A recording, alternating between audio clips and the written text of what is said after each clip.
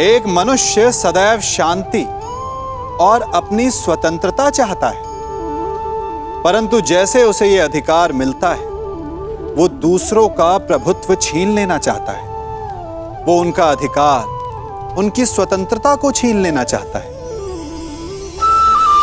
वो ऐसा अपने आनंद, अपने लाभ के लिए करता है। अपने लाभ के लिए वो दूसरों का शोषण करता है। जो आलोचना नहीं करता उन पर अधर्म करता है। परंतु वही मनुष्य एक बात का स्मरण रखना भूल जाता है कि उसके कर्म ही उसे उसका फल भी देंगे। उसका प्रारब्ध उसे उसके मंतव्य तक अवश्य लेकर जाएगा। वर्षा का जल चाहे सागर में मिले या माटी में, परंतु समय के सूर्य की किरण उसी जल को वष्प में परिवर्तित भी कर देती है। इसीलिए किसी भी मनुष्य की विनम्रता का इतना अधिक लाभ ना उठाएं कि वो उग्र हो उठे।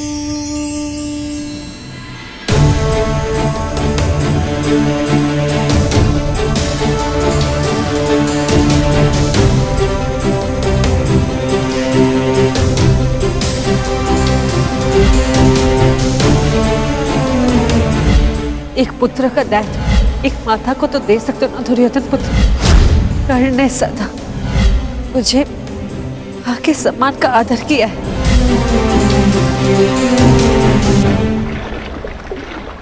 ताजश्री,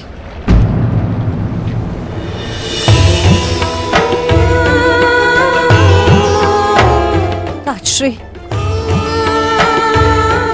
आपसे कुछ मांगना चाहती हूँ।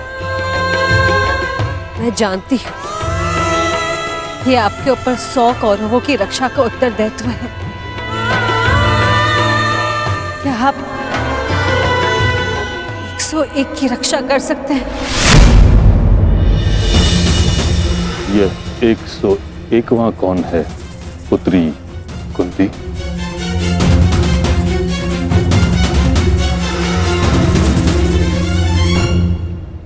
अंगराज कर्ण, अंगराज कर्ण, अंगराज कर्ण, अंगराज कर्ण। ये जानते हुए कि कर्ण पांडवों के विरुद्ध है, तुम उसकी रक्षा करना चाहती हो। जान सकता हूं क्यों? क्योंकि उसकी मां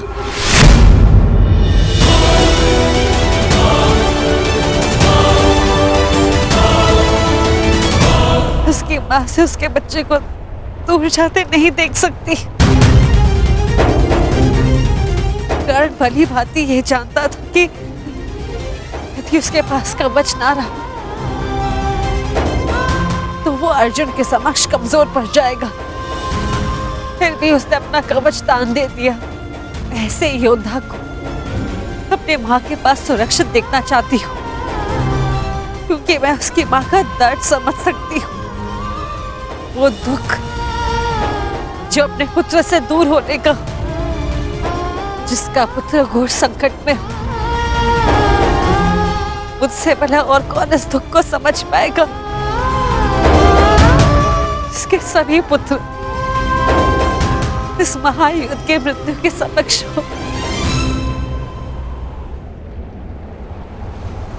कर्ण के माता की ओर से मैं आपसे विनती करती हूँ कि आप उसकी रक्षा करें,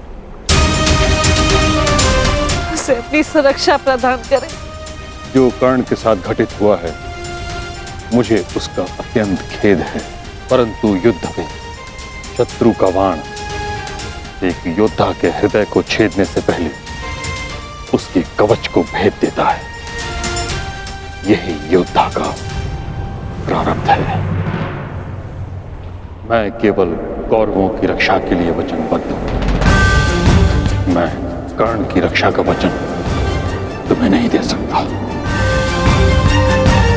और यदि मैं ऐसा करता हूं कुंती, तो यह स्वाभाविक है कि कर्ण की रक्षा के लिए मुझे अर्जुन का वध करना होगा, क्योंकि कर्ण का प्रतिद्वंदी तुम्हारा पुत्र अर्जुन है और अर्जुन का प्रथम लक्ष्य है कर्ण।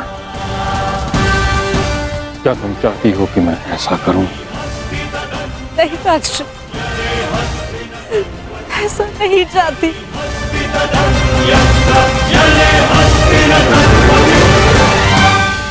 कैसी परिस्थिति है प्रभु, मैं चाहकर भी कुछ नहीं कर सकती। किंतु पितामह, मैं चाहती हूँ आप कर्ण की रक्षा करें, कर्ण की रक्षा करें। मेरे पास कोई और मार्ग नहीं पुत्री।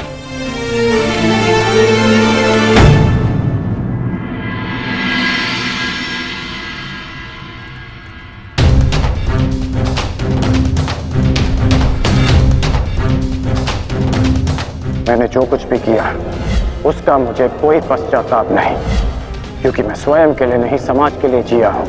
संसार में परिवर्तन लाने से पूर्व हमें स्वयं में परिवर्तन लाना चाहिए, और यदि मैं ऐसा नहीं करता तो तुम आज एक सूत पुत्र होकर हाथ में शस्त्र नहीं उठा पाते।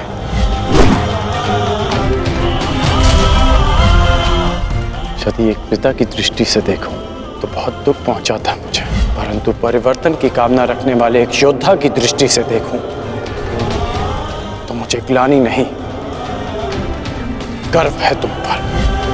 मुझे विश्वास है कि एक दिन तुम मेरा बलिदान अवश्य समझोगे। मैं उस समय की प्रतीक्षा करूंगा। मुझे सदा लगता था कि परिवर्तन के बहाने आप अपने परिवार से दूर रहना चाहते हैं,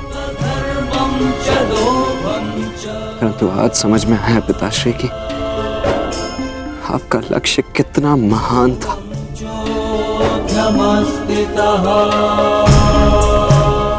अब आंखें खोलिए पिताश्री, अपने वृषसेन से बात कीजिए। मुझे आप पर, आपकी सोच पर विश्वास है पिताश्री, विश्वास है।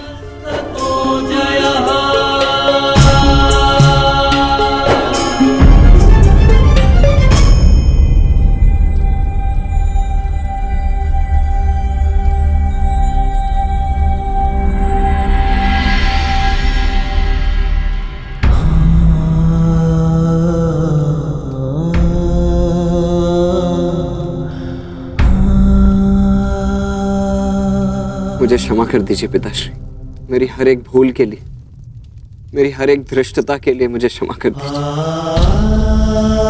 सदा आपसे घृणा करता आया, परंतु आज मुझे आप पर अभिमान है। मेरे पुत्र को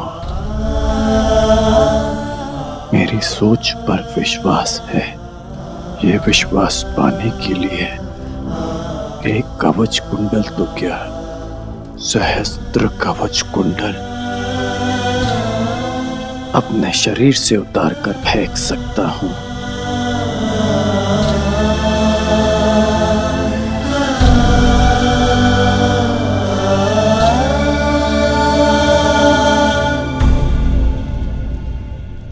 अब स्वस्थ हो पुत्र?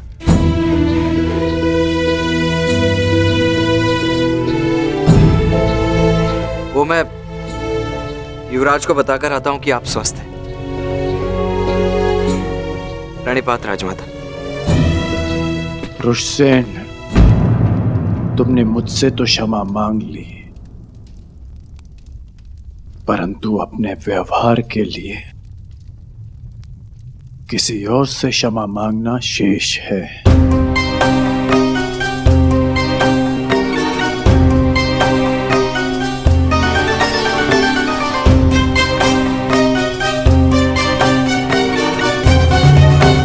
क्षमा चाहता हूँ राजमाता, वो जो भी मैंने। नहीं पुत्र, तुम्हारा कोई दोष नहीं। तुम्हारे स्थान पर कोई और पुत्र होता तो वो भी ऐसे ही करता।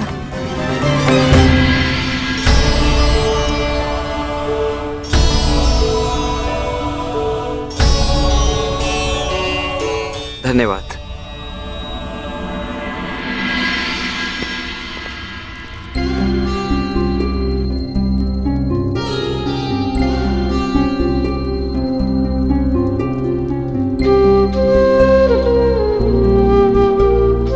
पीड़ा तो नहीं है ना?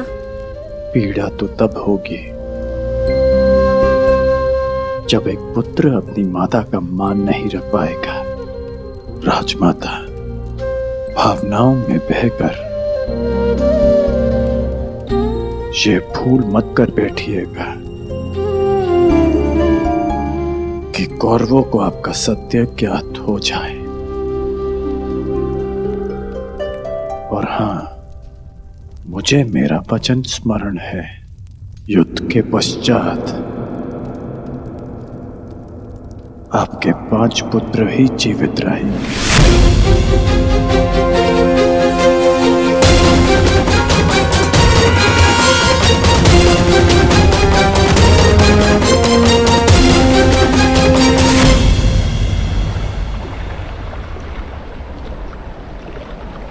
कितना सुंदर सूर्यास्त है ना गंगा पुत्र।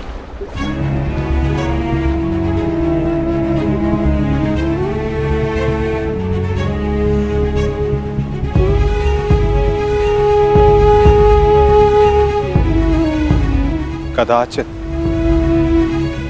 ये इस युद्ध के प्रारंभ से पूर्व का अंतिम सूर्यास्त है। इस युद्ध के पश्चात इस सूर्य की स्वर्णिम आभा रक्त से लाल हो जाएगी, है ना?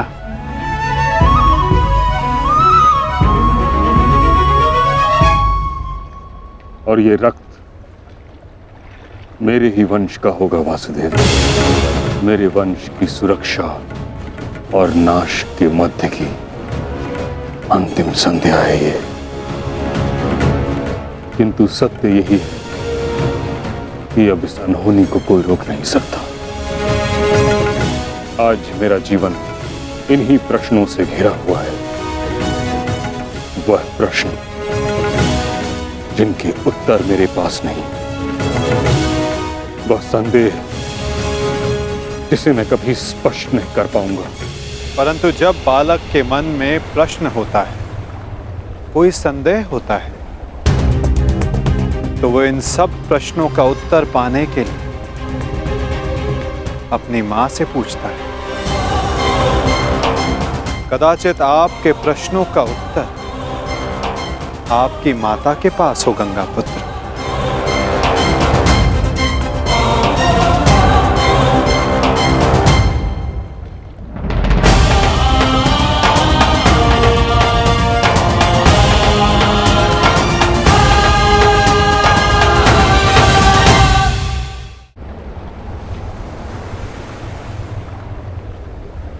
माते,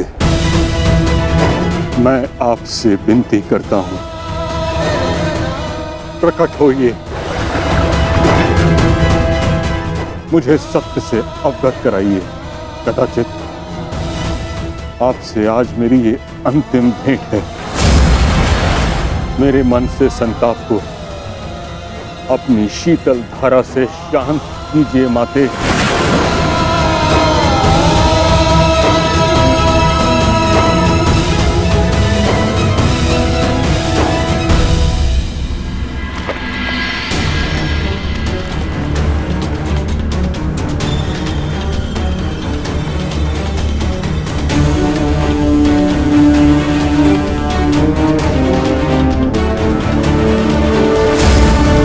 मुझे क्षमा कर देना पुत्र। भगवान सूर्य नारायण तुम्हारी रक्षा करें।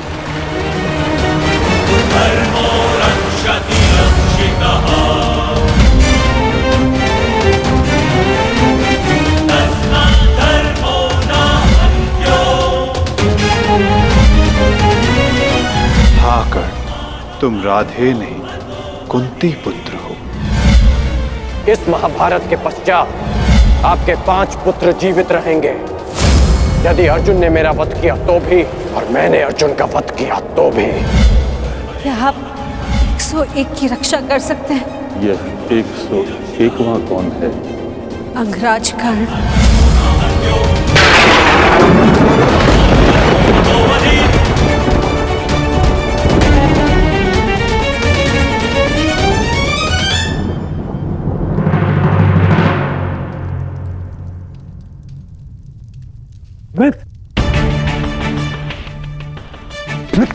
बैठो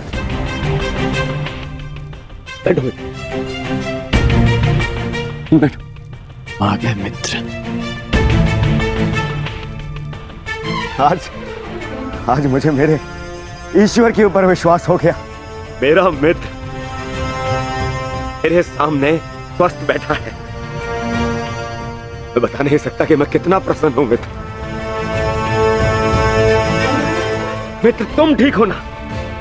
अब मैं यह युद्ध जीतू हारूं कोई अंतर नहीं पड़ता मित्र, कोई अंतर नहीं पड़ता।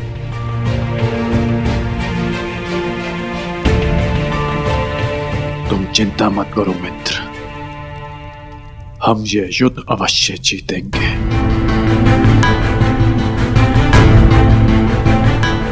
और कल तक तुम्हें इस युद्ध के लिए तैयार भी हो जाऊंगा। हाँ मित्र, हाँ। कल इस युग का सबसे बड़ा महायुद्ध प्रारंभ होने जा रहा है। वृषसेन, सारी तैयारियां हो गई? जी पिताश्री, सभी महारथी और उनके सैन्य दल और अस्त्र शस्त्र सज्ज हैं। बस सारी तैयारियां हो गई मित्र। अब हमारे प्रधान सेनापति पितामह के आदेश की प्रतीक्षा है कि वो हमें इस युद्ध में हमारा स्थान बता दे। हाँ? अच्छा है, कल मैं भी अपना स्थान लेने के लिए प्रस्तुत रहूंगा। अवश्य। वैसे पितामह है कहाँ?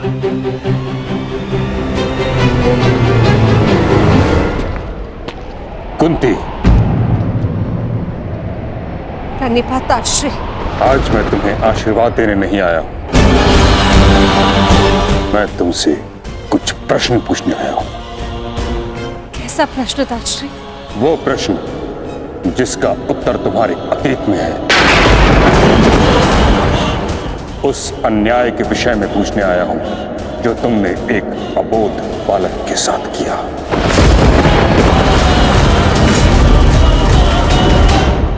उस सत्य के विषय में प्रश्न करने आया हूं जो तुमने समस्त हस्तिनापुर से छुपाया। क्या दोष था उस बालक का कुंती?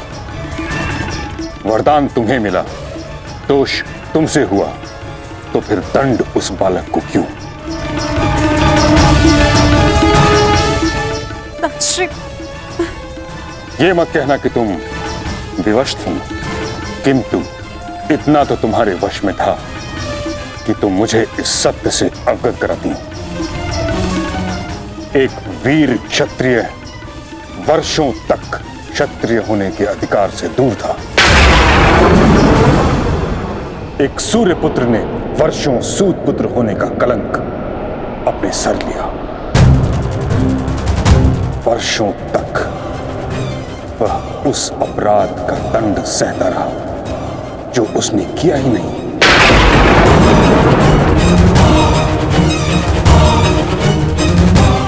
तुमने न स्वयं कर्ण के साथ अन्याय किया है कुंती, बल्कि हर पल हर पग पर उसके विरुद्ध मुझसे भी अन्याय करवाया है।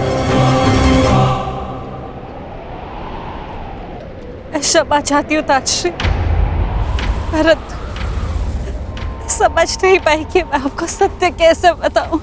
समझ तो तुम नहीं रही हो कुंती, कितना बड़ा अनर्थ करवा दिया है तुमने हस्तिनापुर से। एक क्षत्रिय को सूत का जीवन व्यतीत करना पड़ा। उसे ना क्षत्रियोचित शिक्षा मिली, ना ही अधिकार। रंगभूमि से उसे अपमानित करके निकाला गया। उसके भाई के मुंह में उबलता हुआ स्वर्ण डाला गया।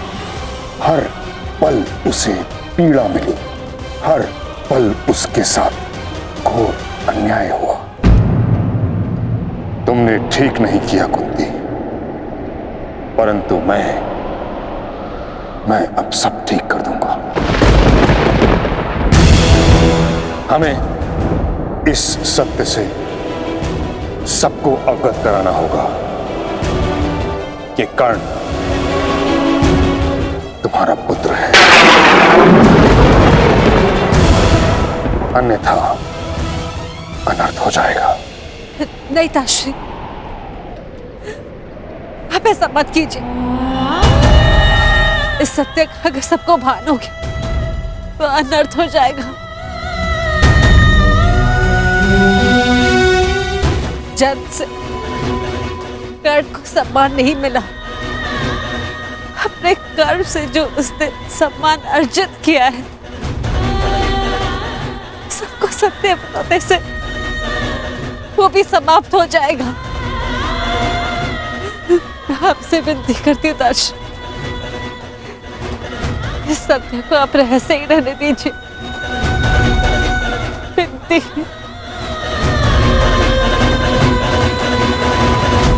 उस रहस्य का लाभ ही क्या जब कर्ण का बलिदान हो जाए। अब ये सब आपको ही रोकना होगा। दो सहोदर एक दूसरे का रक्त ना भाई, ये उत्तरदायित्व आपको ही लेना होगा ताश्री। आपको और वो के प्रधान के सेनापति रण की रक्षा केवल आप ही कर सकते हैं ताश्री। मैं अपने 6 पुत्रों को जीवन देखना चाहती हूँ। अब आपको ही कुछ करना होगा ताश्री। इस विपदा का है आपको ही निकालना होगा।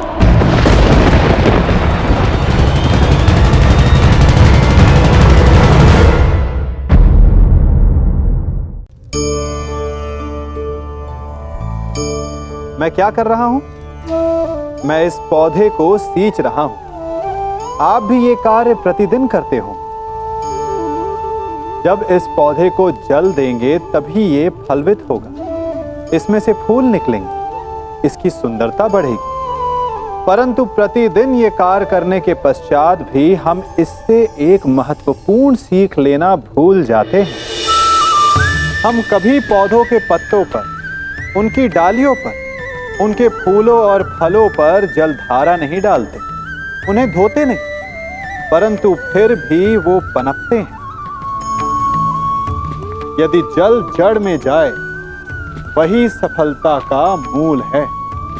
यदि आप एक बार में अनेक कार्य करने जाएंगे तो आपको एक कार्य में भी सफलता नहीं मिलेगी, परंतु यदि आप बुद्धिमता से दृढ़ मन से एक कार्य साधेंगे तो एकाएक स्वतः ही सारे कार्य सध जाएंगे। जो आपका मूल है, जहां से आपको सिंचाई मिल रही है, यदि आपने उसी जड़ को छोड़ दिया तो एक सूखे पौधे की भांति आप भी सूख कर गिर जाएंगे और अंततः अपना अस्तित्व खो बैठे। अब आपको ही कुछ करना होगा ताश्री। इस विपदा का है आपको ही निकालना होगा।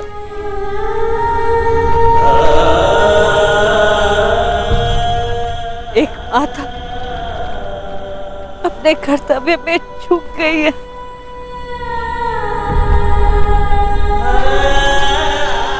एक पितामह नहीं चूक सकते ताश्री। कुछ कीजिए। हर बार भीष्म के समक्ष ही भीष्म स्थिति क्यों उत्पन्न हो जाती है? क्यों?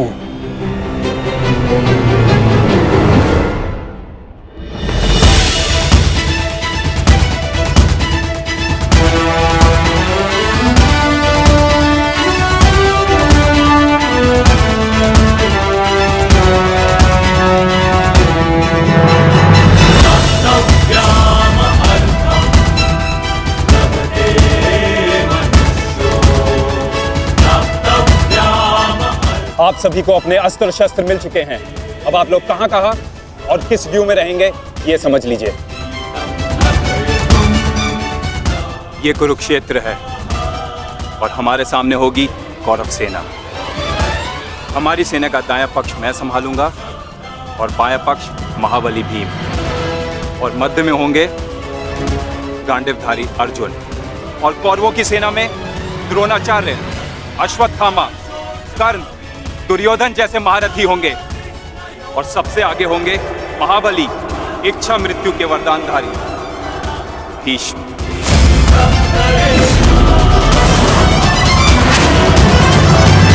इस युद्ध में सभी ने अपना स्थान जान लिया है।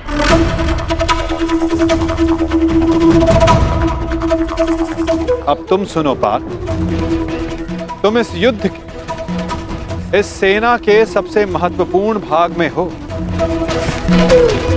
और युद्ध की अलिखित नीति यही है कि प्रारंभ निर्णायक होता है और एक कुशल और विजय प्रारंभ न केवल सेना का मनोबल बढ़ाता है अपितु उसे विजय की ओर भी लेकर जाता है।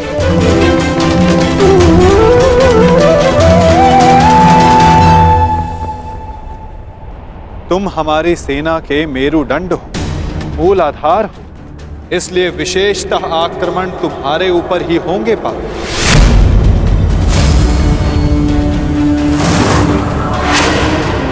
और युद्ध में तुम्हारे समक्ष खड़े होंगे तुम्हारे पितामह परशुराम शिष्य महामहिम भीष्म, जो कौरवों के सबसे बड़े बल है। और कूटनीति यही कहती है कि यदि आधार को गिरा दिया जाए तो इमारत को गिरने में ज्यादा समय नहीं लगता। और महामहिम भीष्म कौरव सेना के आधार हैं।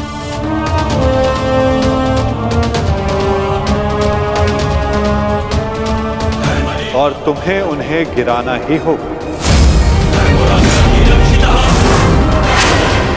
यदि युद्ध के प्रथम दिन ही तुम उन पर हावी हो जाओ तो ये हमारे पक्ष के लिए सर्वोत्तम होगा पार्थ।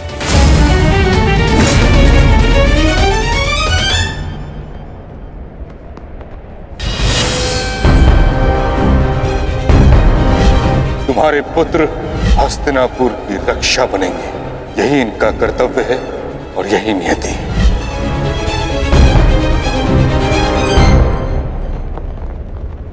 कहां खो गए पार्थ? मैं बस यही सोच रहा हूं माधव, पितामह पर वश कैसे कर पाऊंगा। वो देव गुरु बृहस्पति और भगवान परशुराम के शिष्य हैं और उस पर उन्हें इच्छा मृत्यु का वरदान प्राप्त है।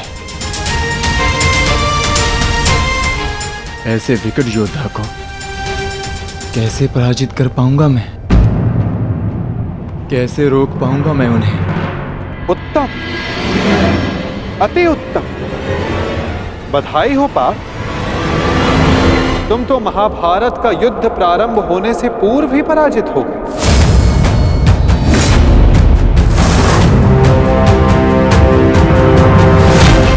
एक शत्रु की शक्ति का अनुमान होना एक योद्धा के लिए उचित होता है, परंतु शत्रु की शक्ति को देखकर उससे स्वयं को हीन समझना पराजय की ओर सबसे पहला पड़ाव होता है पार्थ।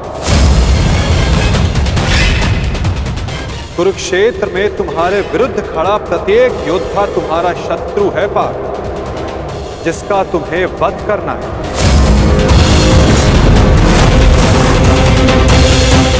अन्यथा आज तुम भीष्म से भयभीत, कल तुम कर्ण से होगे, परसों तुम ये कहोगे कि मैं आचार्य द्रोण का सामना कैसे करूं।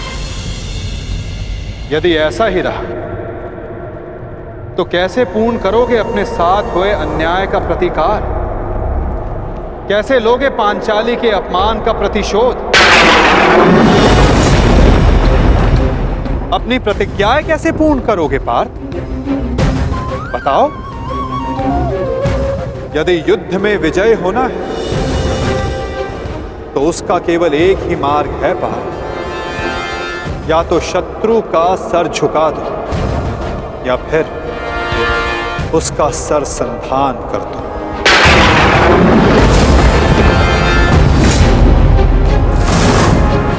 यदि तुम्हें इस धर्म युद्ध में विजय पानी है तो तुम्हें अपने पितामह का सर झुकाना होगा।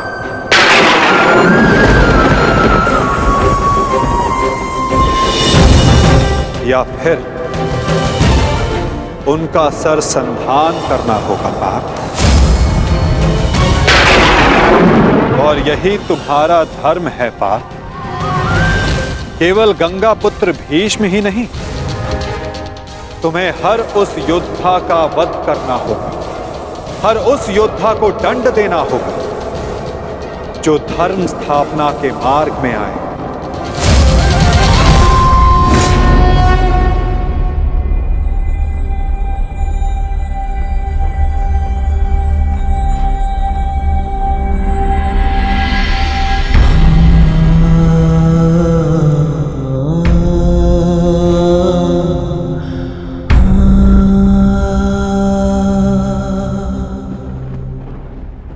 क्या हुआ पार्थ,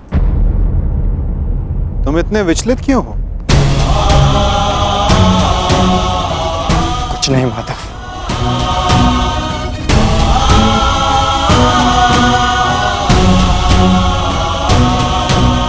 अपने सखा से सत्य छिपाना इतना सरल कार्य नहीं है पार्थ।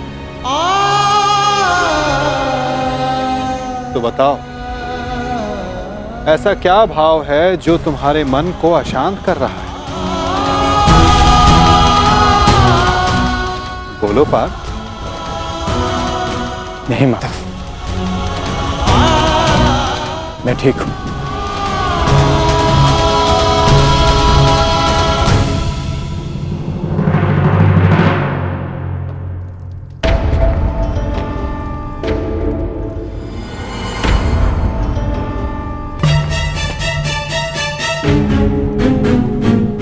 सब पहुंच गए, मेरे पितामह कहां रह गए?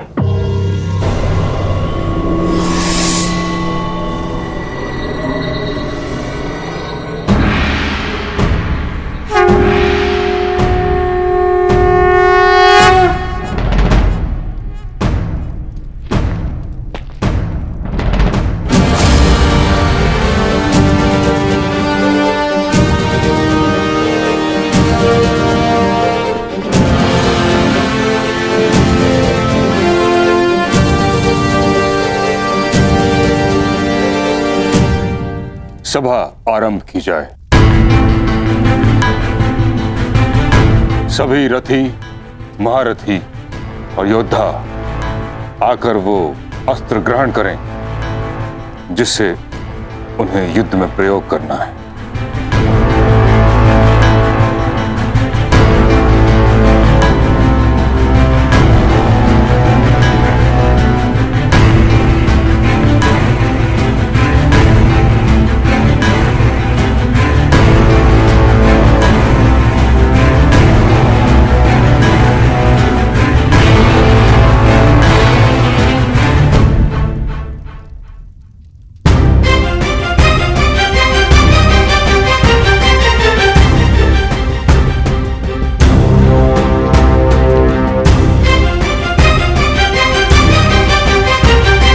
प्रणिपात महामहिम।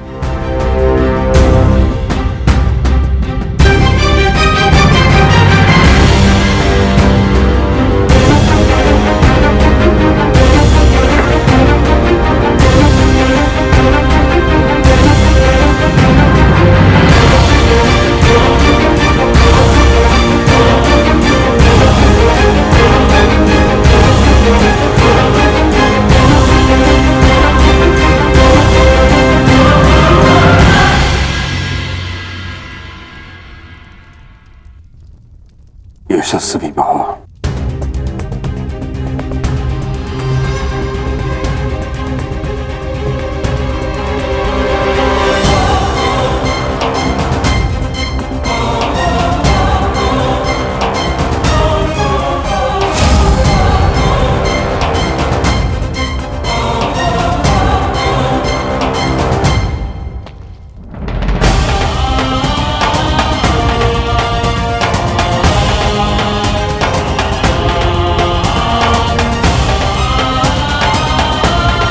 प्रणिपात महामहिम।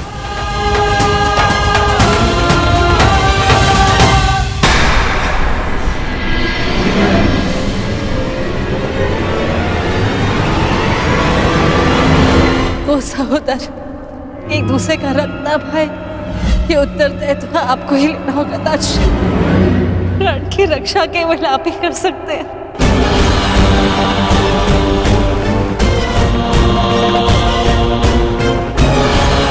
मैं अपने 6 पुत्रों को जीवन देखना चाहती हूँ। इसमें क्या है, आपको ही दिखाना होगा।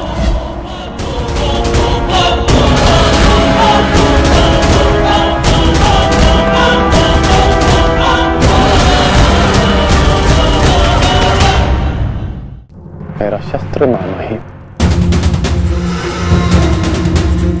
क्या हुआ पितामह?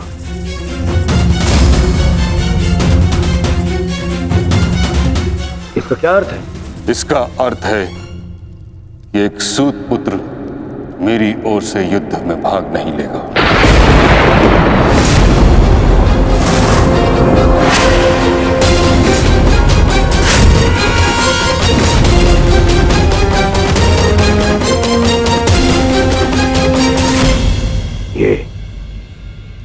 ये क्या कह रहे हैं आप पितामह? आप भूल रहे हैं, वर्षों पहले मैं अंगराज को राजा घोषित कर चुका हूं। उसके कर्म को, उसके जन्म से प्रधानता दे दी आपने। कर्ण ने मेरे लिए दिग्विजय प्राप्त की है।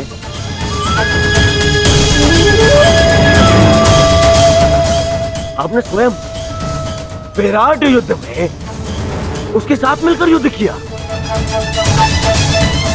तो फिर आज उसके सूत पुत्र होने का प्रश्न कहां से उत्पन्न हो गया है? बात जन्म की ही तो है दुर्योधन। हाँ, मैंने कर्ण के साथ युद्ध लड़े हैं, परंतु ये युद्ध बाकी युद्धों से भिन्न है।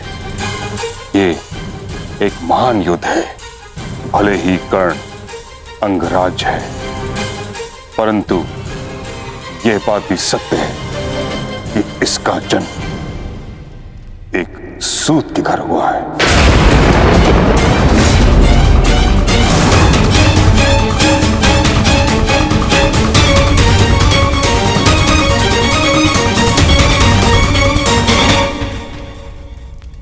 मैंने सदा इस पल की प्रतीक्षा की है जब मैं ये सिद्ध कर सकूं कि जीवन जन्म पर नहीं, कर्म पर निर्भर होता है।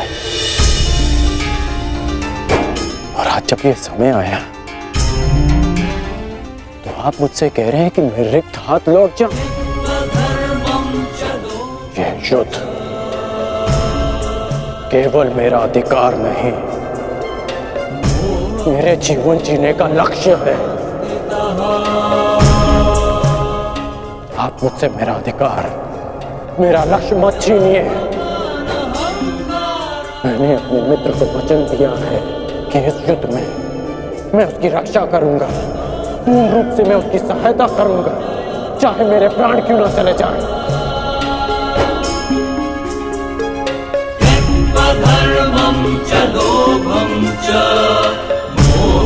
और आप मुझसे कह रहे हैं कि मैं इस युद्ध में सम्मिलित ही नहीं हो सकता।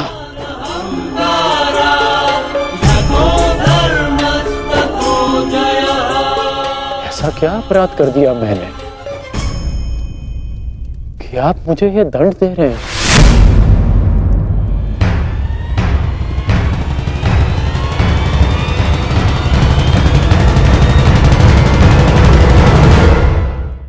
ऐसा क्या अपराध कर दिया मैंने कि आप मुझे ये दंड दे रहे हैं?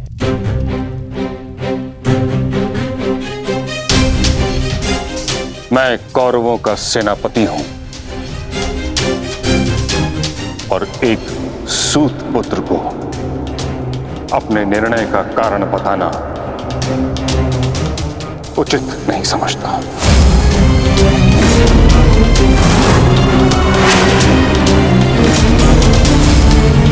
और ये मेरा अंतिम निर्णय है कि जब तक मैं युद्ध भूमि में हूं तब तक कर्ण युद्ध भूमि से दूर रहेगा।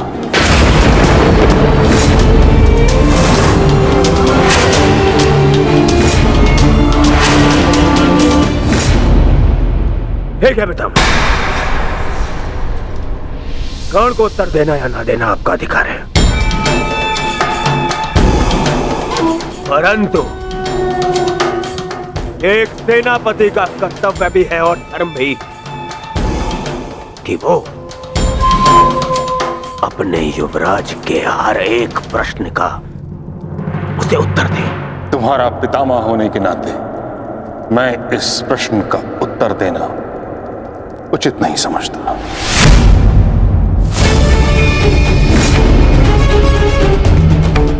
परंतु मैं कारण समझ चुका हूं, और कारण ये है कि आपका मन उन पांडवों के पक्ष में डोल रहा है, उन पांडवों के प्रेम में आपकी प्रतिज्ञा दुर्बल हो गई है। विश्वासघात कर रहे हैं आप हमारे साथ, विश्वासघात। दुर्योधन,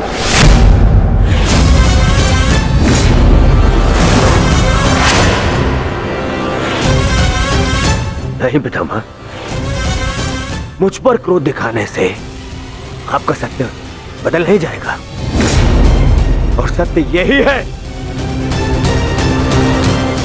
कि आप पांडवों का पक्ष ले रहे हैं। आप जानते हैं कि यदि कर्ण ने इस युद्ध में भाग लिया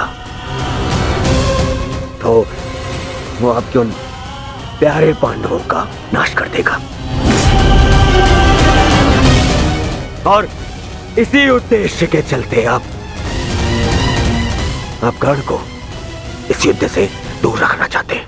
तुम्हें जो समझना है समझो दुर्योधन, परंतु मैं किसी को भी अपना उद्देश्य बताना उचित नहीं समझता।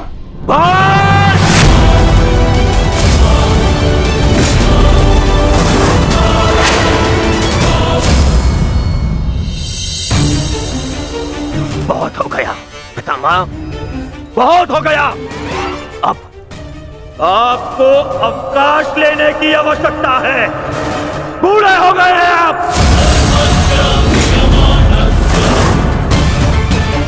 इसीलिए मैं महाराज धृतराष्ट्र का ज्येष्ठ पुत्र दुर्योधन आपको आपके कर्तव्य से मुक्त करता हूं।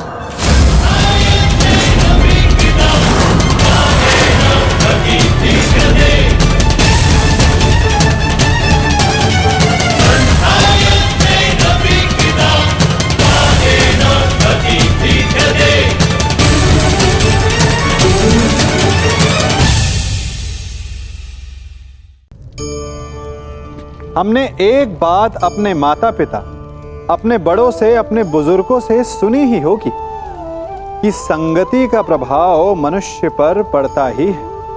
यदि वर्षा की एक बूंद सीप के मुख में जाए तो वो मोती बन जाती है, और यदि वही वर्षा की एक बूंद सर्प के मुख में जाए तो विष। तो क्या यही सत्य है? नहीं। आपने कभी चंदन के वृक्ष को देखा है? उस पर सर्प विचरण करते हैं, विषधर उससे लिपटे रहते हैं, परंतु फिर भी चंदन का वृक्ष विषैला नहीं होता। वो तब भी सुगंध देता है और पवित्र माना जाता है। तो इसका रहस्य क्या है कि वर्षा की बूंद पर संगति का प्रभाव पड़ता है और चंदन के वृक्ष पर नहीं? इसका रहस्य है आत्मबल। वर्षा की बूंद वातावरण के अनुसार स्वयं को बदल लेती है, इसीलिए उसकी संगति ही उसका प्रारब्ध बन जाती है। परंतु चंदन का वृक्ष अपना व्यक्तित्व, अपना गुण नहीं खोता। इसीलिए यदि आप में आत्मबल हो, आपका मन दृढ़ हो, तो बुरी से बुरी कुसंगति भी आपका कुछ नहीं बिगाड़ सकती।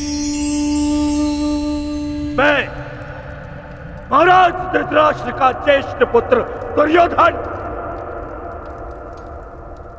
आपको आपके कर्तव्य से मुक्त करता हूं।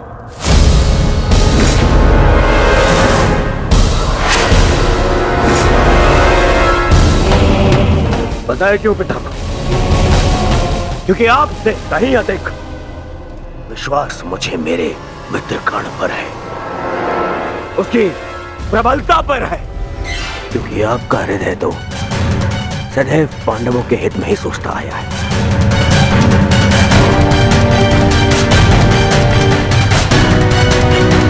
और मैं ऐसे सेनापति को अपनी समस्त सेना का उत्तरदायित्व नहीं दे सकता जो शत्रु हित में सोचता हो। यदि कर्ण इस युद्ध में भाग नहीं ले सकता तो आप भी इस युद्ध में भाग नहीं लेंगे।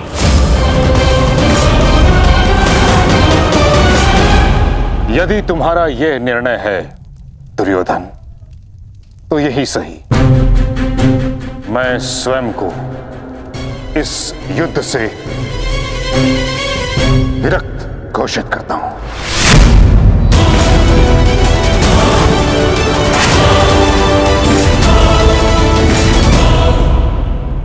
मुझे आपकी आवश्यकता नहीं। दुर्योधन, ये क्या कह रहे हो तुम? मूर्खता मत करो और मित्रता की मोह में नेत्रहीन ना बनो दुर्योधन। हमें कर्ण से अधिक पितामह की आवश्यकता है, समझ गए तुम? मैंने आपसे सुझाव मांगा,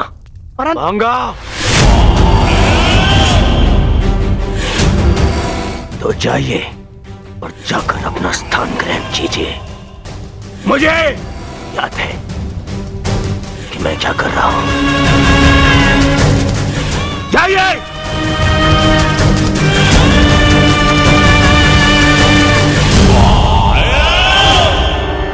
नहीं महाभाई, युवराज ने जो कहा क्रोध में आकर कहा।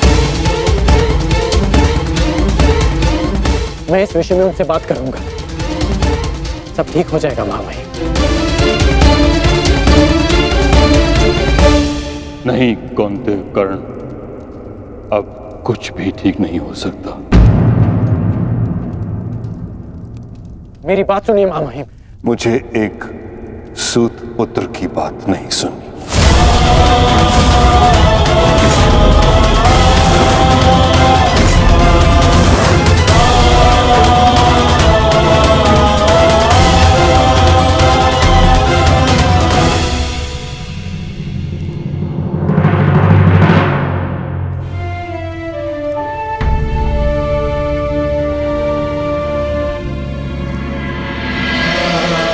कुरुक्षेत्र में तुम्हारे विरुद्ध खड़ा प्रत्येक योद्धा तुम्हारा शत्रु है पार्थ, जिसका तुम्हें वध करना है।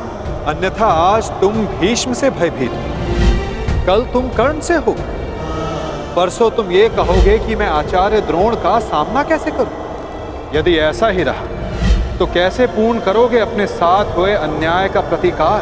कैसे लोगे पांचाली के अपमान का प्रतिशोध? क्या बात है आर्य, बड़ी गहन सोच में डूबे हुए हैं। कोई समस्या है? समस्या क्या है मैं नहीं जानता, परंतु एक विचित्र भय की अनुभूति हो रही है मुझे।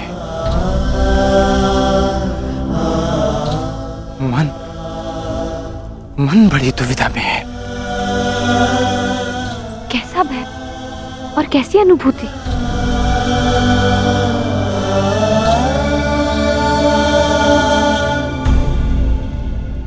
मैं और मेरा मन इस दुविधा में है कि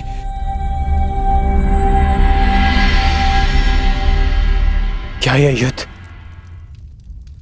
उचित है कि अपनों का वध करना आवश्यक है।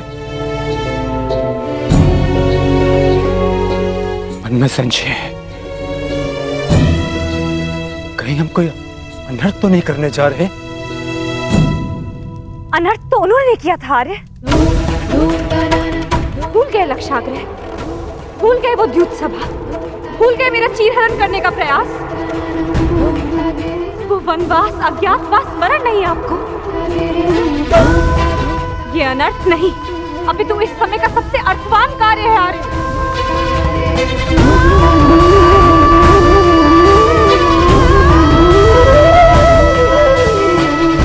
ये धर्म युद्ध है, उनके विरुद्ध जिन्होंने अधर्म किया और उनके विरुद्ध जो मौन रहकर इस अधर्म के साक्षी बने।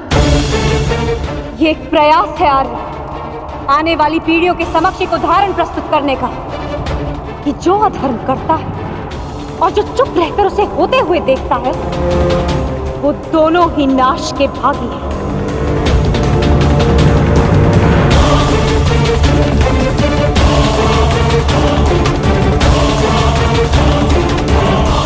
आप अनावश्यक रूप से स्वयं के मन पर बोझ डाल रहे हैं आर्य। आप योद्धा हैं और ये महायुद्ध आपके जीवन का लक्ष्य, आपका कर्तव्य और आपका धर्म। धर्म?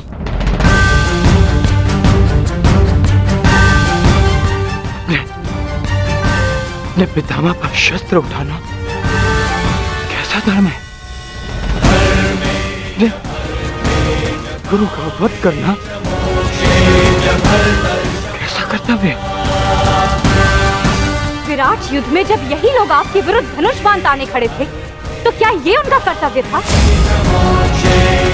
प्रतिज्ञा से बंधे होने का बहाना बनाकर अपनी कुलवधू की लाज लुटते हुए देखना, क्या ये उनका धर्म था?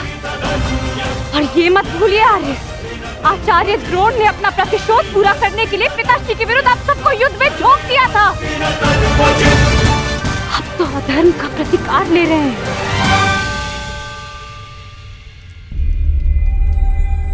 कहीं ऐसा तो नहीं आ रहा कि आपको ऐसा लग रहा है कि जो कुछ भी उन्होंने किया वो धर्म था, उचित था? नहीं पांचाली, नहीं।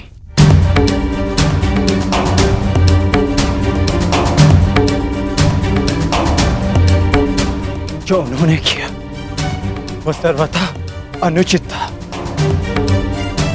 परंतु मन में दुविधा यह है कि जो हम करने जा रहे हैं वो उचित है। यदि हम भी उनकी ही भाषा में उन्हें उत्तर देंगे तो फिर हम में और उनमें क्या अंतर रह जाएगा?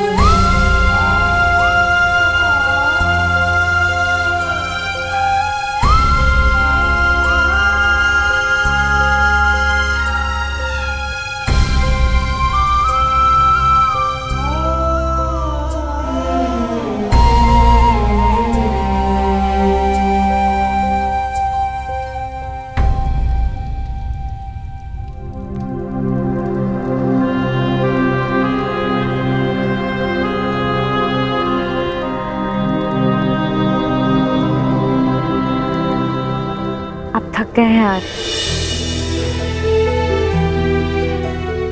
विश्राम कीजिए, सो जाए। सो जाऊं?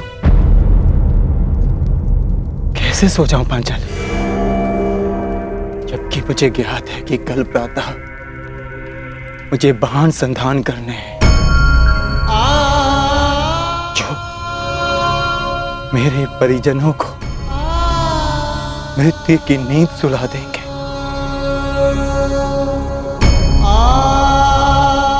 तो कैसे सो जाऊं मैं? कैसे?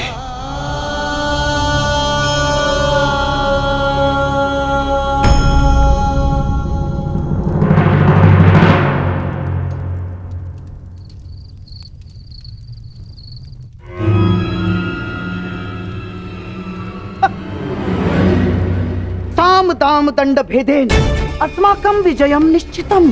साम दाम दंड भेदेन अस्माकं विजयम निश्चितम। कहाँ है? कैसे होगा? अपनी मित्रता के भावावेश में बहकर तुम बहुत बड़ी भूल कर रहे हो दुर्योधन, बहुत बड़ी भूल। वो अंगराज अब वो कर्ण नहीं रहा जिसे अस्त्र बनाकर तुम पांडवों पर प्रयोग करना चाहते थे ना, जिसकी सारी शक्ति उसके कवच और कुंडल में थी, जो अब नहीं है, जिसके जाते ही कर्ण केवल और केवल मात्र एक साधारण योद्धा और एक साधारण धनुर्धारी रह गया है दुर्योधन। और ऐसे व्यक्ति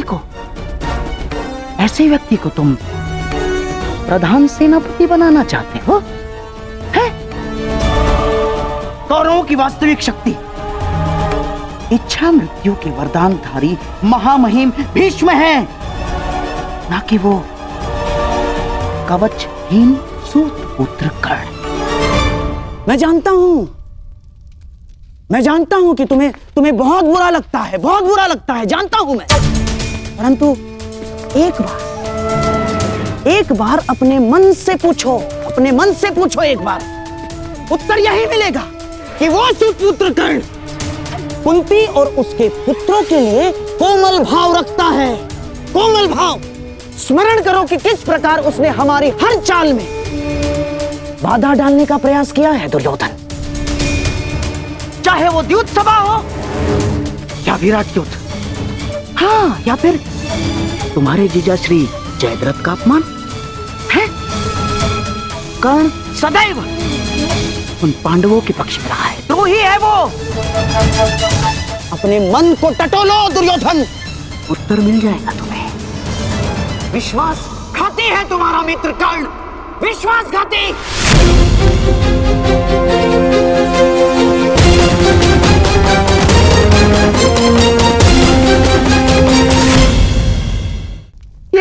ये क्या कर रहे हो? कुछ लूटिए।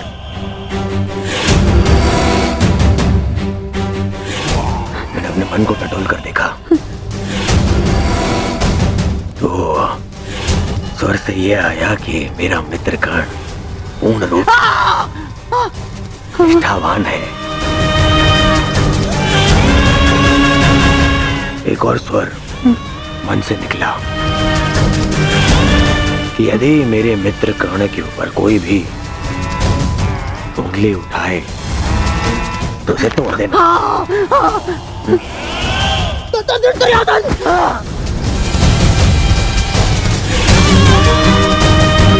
केवल इसलिए कि आप मेरे मामा श्री हैं, बार बार मेरे धैर्य की परीक्षा लेने का अधिकार नहीं मिल जाता। भविष्य में स्मरण रखना, जब मैंने अपने संबंधियों को क्षमा नहीं किया, उन्हें 5 गांव ना देकर इस महायुद्ध का आह्वान कर दिया, तो आपका नाश करने में मुझे एक क्षण भी नहीं लगेगा।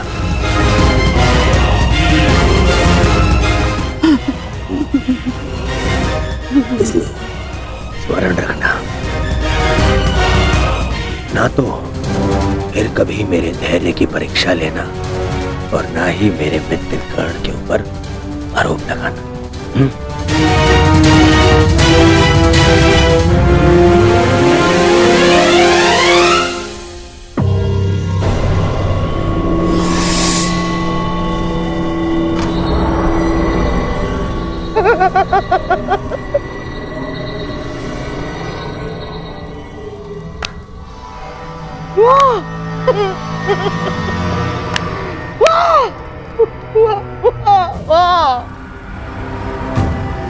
मेरे होने वाले सम्राट, वाह! आज तुमने उस पुत्र के कारण अपने उस मामा का अपमान किया जो अपना सब कुछ त्याग कर तुम्हारे हित के लिए, केवल तुम्हारे हित के लिए अपनी बहन के घर श्वान बनकर बैठा है।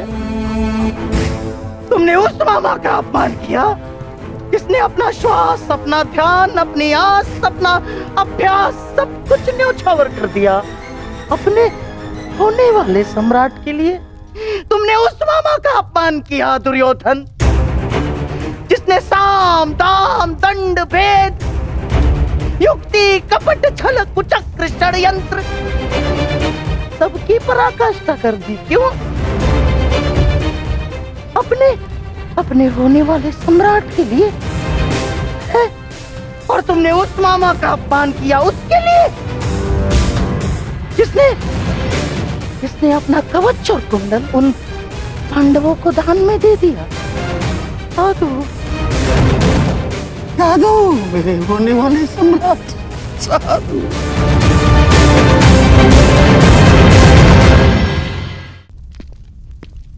नहीं पिताश्री, मुझे महामहिम का निर्णय स्वीकार नहीं है। मुझे तो युवराज दुर्योधन का संदेह उचित प्रतीत होता है। हाँ, अवश्य महामहिम उन पांडवों की सुरक्षा चाहते हैं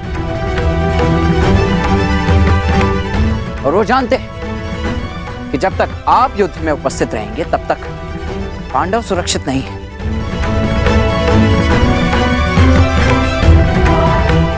तभी वो आपको युद्ध से दूर रखना चाहते हैं।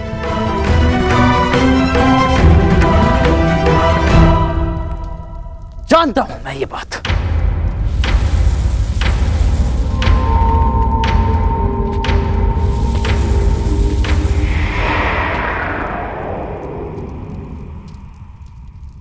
शांत हो जाओ पुत्र। कैसे शांत हो जाऊं पिताश्री? इस समय कौरवों को सबसे अधिक आवश्यकता आपकी है, ना कि महामहिम की। ये एक योद्धा नहीं, एक पुत्र बोल रहा है। युद्ध में योद्धा के बल से अधिक अनुभव का बल काम आता है। गंगा पुत्र भीष्म को ऐसे ही महामहिम नहीं कहा जाता। स्वयं गुरु परशुराम भी उन्हें परास्त नहीं कर पाए थे। आओ मेरे साथ।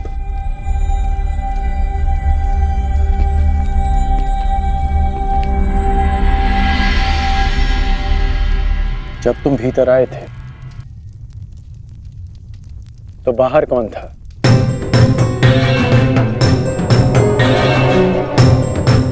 सैनिक थे,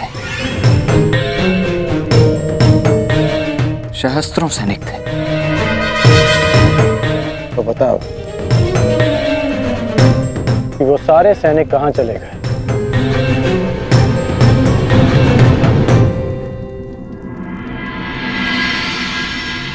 हस्तिनापुर में चारों ओर ये सूचना फैल रही है कि महामहिम कौरव सेना का नेतृत्व नहीं करेंगे। सारे सैनिक अपने अपने सेना नायकों के पास इस बात की पुष्टि करने के लिए गए हैं। और यदि ये निश्चित हो गया कि महामहिम कौरव सेना का नेतृत्व नहीं करेंगे तो युद्ध से पूर्व ही कौरवों का अधिकतम बल युद्ध से विरक्त हो जाएगा। ये सारे सैनिक अपने प्राण हथेली पर लेकर इसलिए लड़ते हैं क्योंकि इन्हें विश्वास है कि उनका सेनापति उनके प्राण व्यर्थ नहीं जाने देगा, कि उनके जीवन के बदले में उन्हें विजय मिलेगी। इसलिए पुत्र, दुर्योधन को मेरे बदले महामहिम को चुनना चाहिए, क्योंकि महामहिम के पास सेना का विश्वास है। तो अब आप क्या करेंगे पिताश्री? एक योद्धा होने के नाते अपने से महान योद्धा का सम्मान और वो कार्य जो मेरे मित्र के हित में होगा।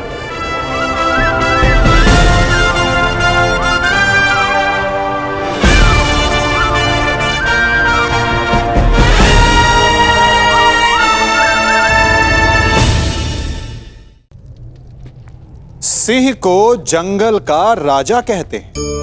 सभी पशु पक्षी उसका बल मानते हैं, उससे भयभीत रहते हैं। परंतु सिंह को भी अपने भोजन के लिए आखेट करना पड़ता है, घात लगानी पड़ती है, बड़ी दूर तक उसे अपने शिकार का पीछा करना पड़ता है और तब जाकर उसे भोजन मिलता है। और कई बार उसके ये कठिन प्रयास भी असफल होते हैं। यदि सिंह ये सोचकर बैठ जाए कि मैं तो वन का राजा हूं, मेरा भोजन स्वयं मेरे मुख में आकर गिर जाए, तो वो भूखे मर जाएगा। क्या समझे? राजा हो या रंक, उद्यम सभी को करना पड़ता है, क्योंकि मेहनत, परिश्रम यही तो सफलता की कुंजी है। यदि जल पाना है तो कुआं खोदने में पसीना बहाना ही होगा। यदि सफलता पानी तो रात दिन परिश्रम करना होगा। बिना परिश्रम के तो देवों को भी अमृत नहीं मिलता।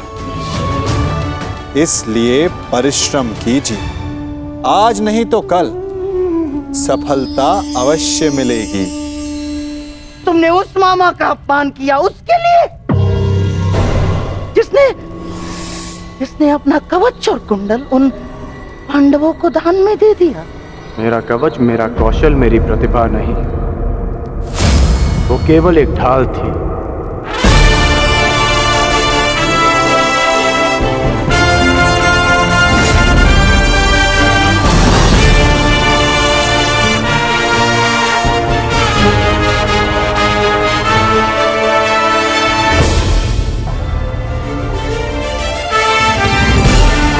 और दुर्योधन की ढाल मैं हूं, मेरी मित्रता है। और ये मित्रता मेरे लिए मेरे प्राणों से भी अधिक महत्वपूर्ण है।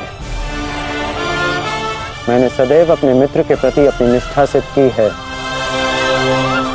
और आज भी मैं ऐसा ही करूंगा।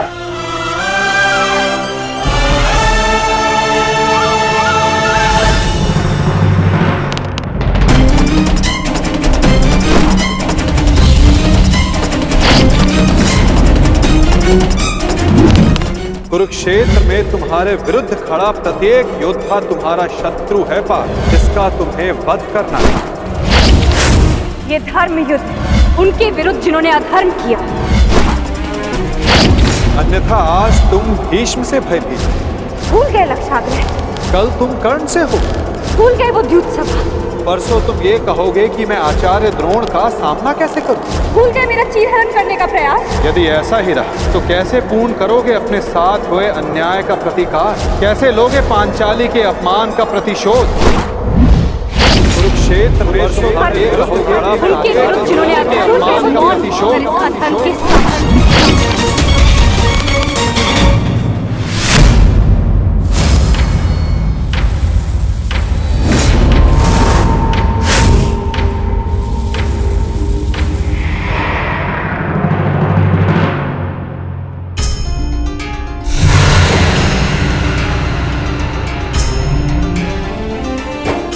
पुत्र का धर्म होता है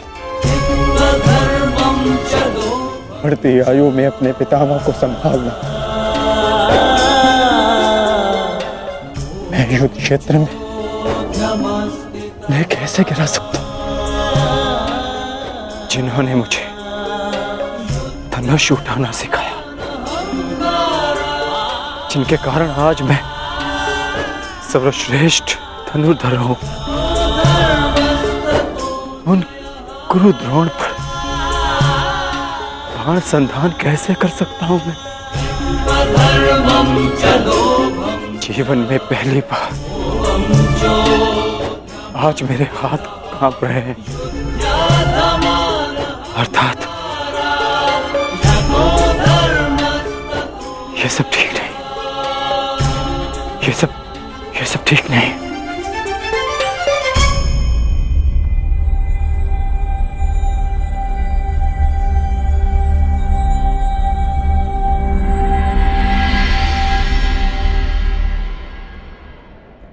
क्या हुआ पार्थ?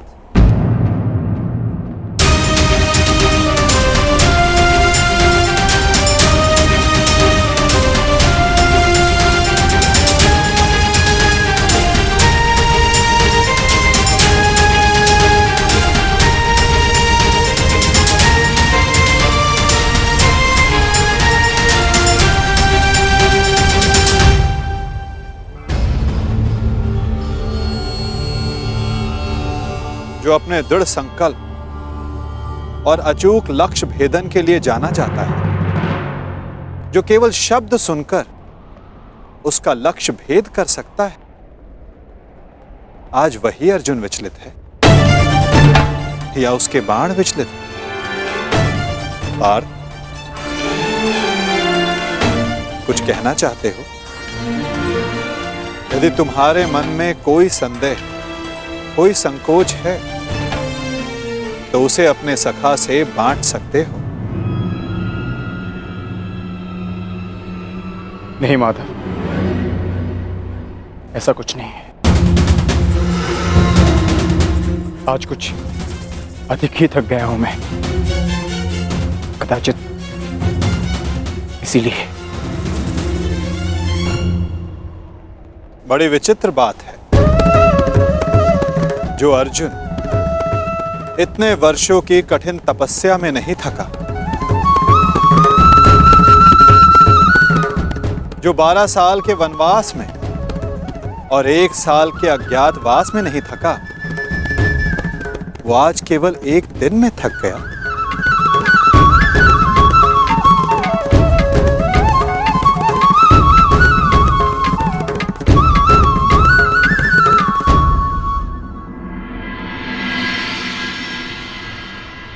कोई बात नहीं पार्थ, असाधारण मनुष्य के जीवन में विचित्र कथाएं होती ही रहती हैं।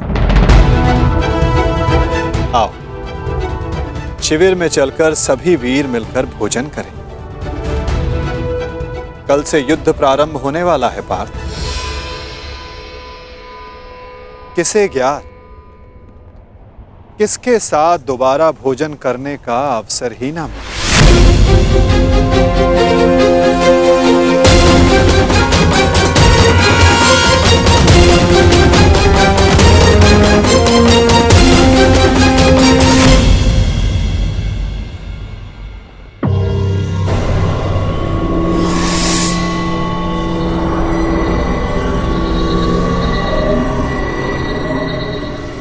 हम सबको यहाँ पे क्यों बुलाया गया है मामाश्री? क्या? मुझे तो लगा कि तुमने हम सबको यहाँ एकत्रित होने का आदेश दिया है।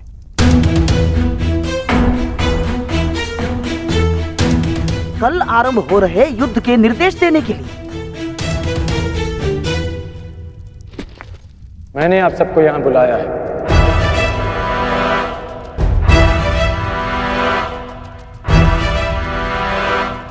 पधारने के लिए धन्यवाद। परंतु तुमने हमें यहाँ क्यों आमंत्रित किया है कर्ण? बताता हूं मित्र, पहले सभा पूर्ण हो जाए।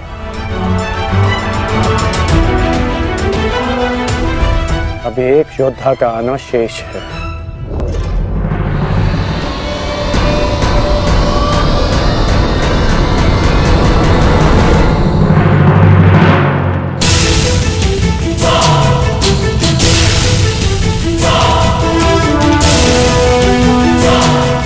इससे पूर्व कि किसी के भी मन में कोई विचार उत्पन्न हो, मैं बता देना चाहता हूं कि मेरे यहां आने का कोई उद्देश्य नहीं।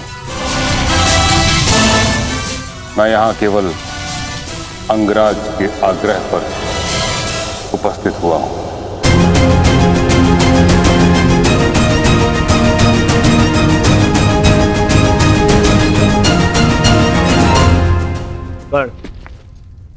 मैं जानना चाहता हूं इस सभा को बुलाने का उद्देश्य क्या है मित्र?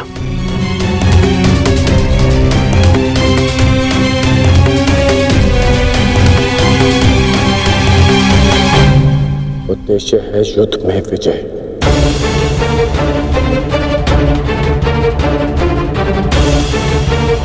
तुम अपने मित्र मोह में आकर बहुत बड़ा अनर्थ करने जा रहे थे, और एक सच्चा मित्र होने के नाते मैं तुम्हें ये अनर्थ नहीं करने दूंगा।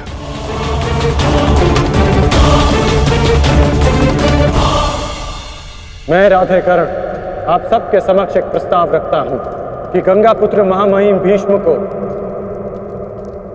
फिर से कौरव सेना का सेनापति नियुक्त किया जाए।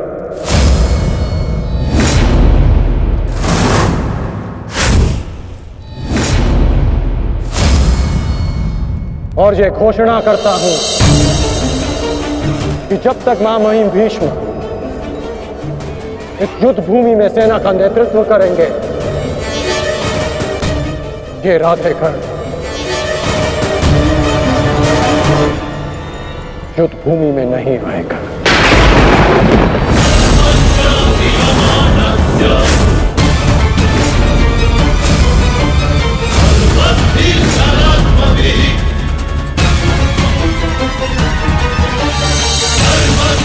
ये तुम क्या कह रहे हो मित्र? मुझे इस युद्ध में तुम्हारी अपने मित्र की ही सबसे अधिक आवश्यकता है। महामहिम से भी अधिक? नहीं मित्र, तुम भूल कर रहे हो। मैं कवच खोया योद्धा हूं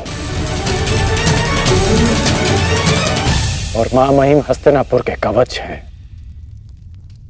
तुम्हें मुझसे अधिक आवश्यकता उनकी है।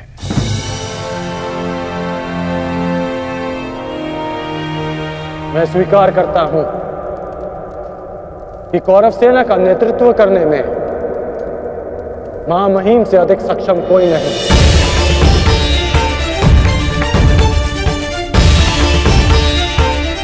मैं भी नहीं।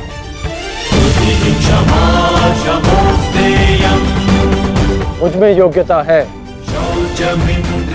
परंतु महामहिम अपने विवेक, धर्म और शौर्य के लिए जाने जाते हैं और इनके विवेक का मैं भी सम्मान करता हूं। यदि महामहिम मुझे युद्ध से दूर रखना चाहते हैं तो अवश्य इसके पीछे कोई महत्वपूर्ण कारण होगा जिसमें सबका हित होगा।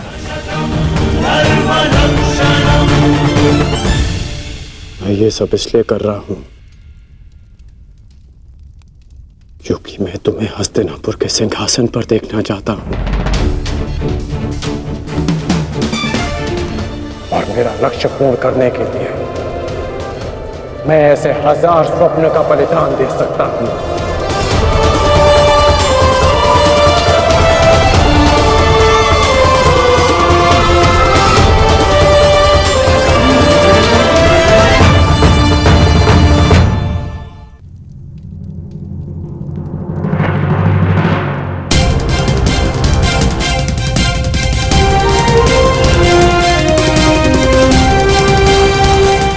आपके बिना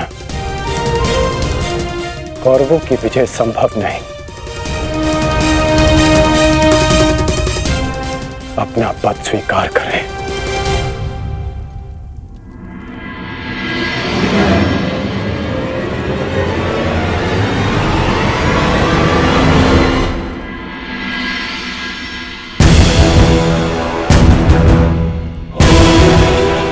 हर हर महादेव, हर हर महादेव, हर हर महादेव।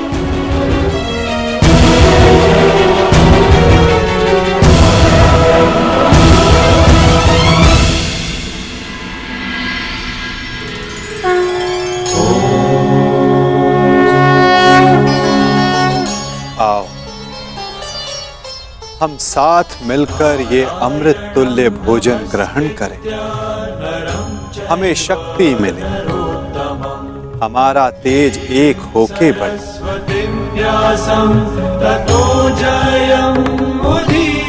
हमारा ज्ञान बढ़े, हमारे मध्य कोई विष न फैले, फैले तो केवल हमारा यश।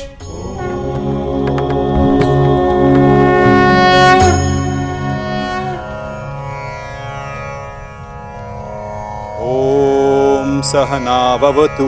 ओम सहना भवतु। सहनो भुनक्तु। सह वीर्यं करवावहे। सह वीर्यं करवावहे। तेजस्विनाय धीमस्तु। तेजस्विनाय धीमस्तु। मा विद्विषावहि। मा विद्विषावहि। ओम शांति शांति शांति।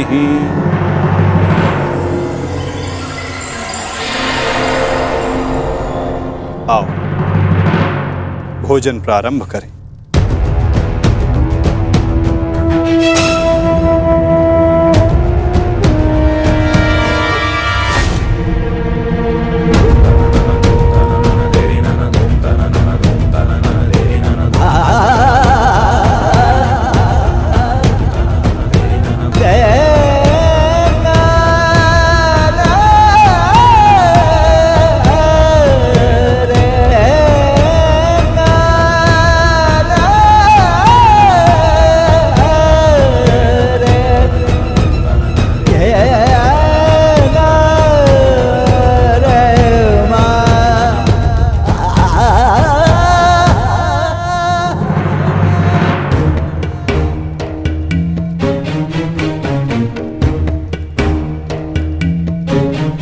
पिताश्री, रात्रि गहरी हो चुकी है, आपको विश्राम कर लेना चाहिए।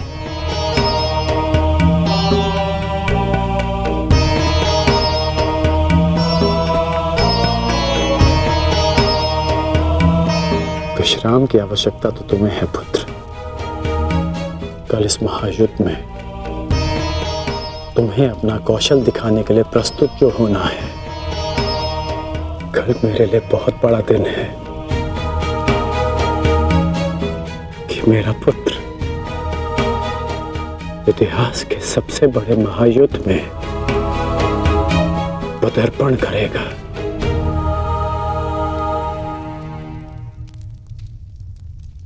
मुझे गर्व है तुम पर।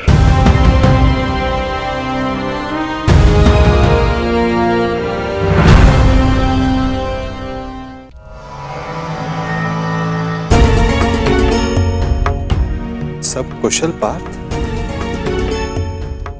मैं तुम्हारे साथ हूं पार्थ। परंतु युद्ध में तो आप शस्त्र नहीं उठाएंगे। युद्ध में तो मैं अकेला ही रहूंगा माता। और यदि इस युद्ध में मैं तुम्हारे साथ उपस्थित रहा तो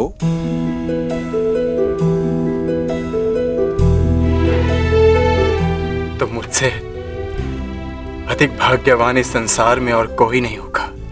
परंतु मैं जानता हूं मेरी ये कामना अधूरी रह जाएगी। यदि कामना पूर्ण बल से की जाए तो वो अवश्य पूर्ण होती है पार्थ। और यदि प्रार्थना में समर्पण तो वो स्वीकार होती है।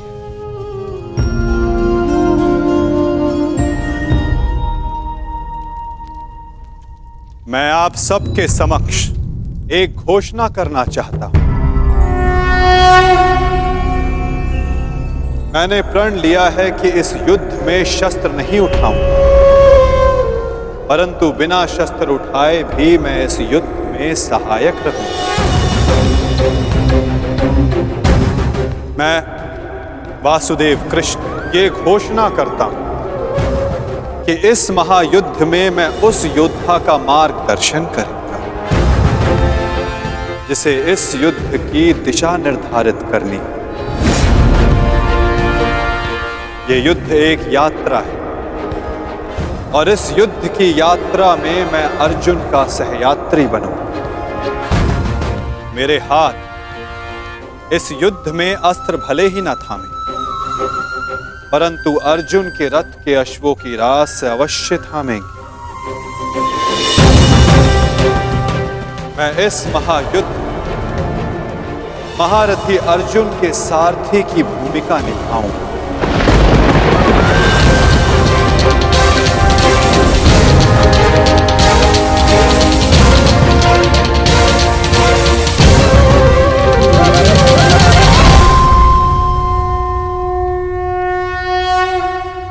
नहीं माधव, मैं रथी बनकर आपको आदेश दूं, यह संभव नहीं। आपका स्थान सबसे ऊंचा है, तो मैं स्वयं आपको नीचे स्थान पर बैठने नहीं दे सकता। कौन ऊंचे स्थान पर बैठा है और कौन नीचे स्थान पर, ये तो देखने वाले के दृष्टिकोण पर निर्भर करता है।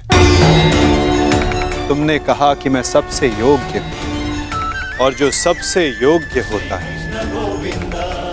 उसका धर्म होता है कि वो अपने से छोटों का मार्गदर्शन करे, और मैं इस युद्ध में यही करूंगा। मैं इस युद्ध में तुम्हारा सारथी इसलिए बनूंगा, यदि तुम अपने लक्ष्य के मार्ग से भटक जाओ तो पुनः तुम्हें तुम्हारे लक्ष्य के मार्ग पर ला सकूं। और मुझ पर विश्वास है ना? निष्ठा है माता।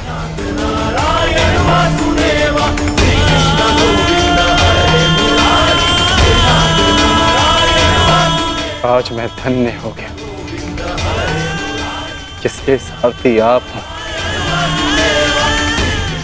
वो मार्ग कभी भटक ही नहीं सकता।